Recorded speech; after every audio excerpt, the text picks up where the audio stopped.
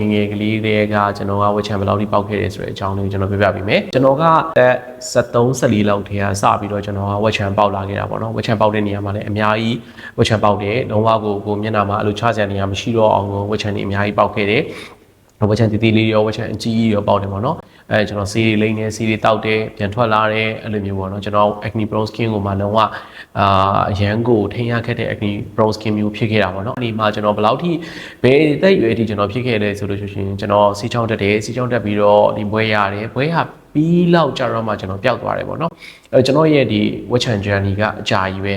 အဲ့ဒီမှာကျွန်တော်လူ skin type မျိုးသမားကကြတော့ web chat မှာကျွန်တော်တို့သွားတဲ့လမ်း2လမ်းရှိတယ်အဲ့လမ်း2လမ်းထဲမှာအမဲဆက်သွားမှာလားအမာရွတ်ချိုင်းခွက်တွေဘက်ကိုသွားမှာလားဆိုပြီးနှစ်ခုရှိတယ်အဲ့မှာကတော့အမဲဆက်ဖြစ်တဲ့ဘက်ကိုသွားတာပေါ့နော်အဲ့တော့ကျွန်တော်ရဲ့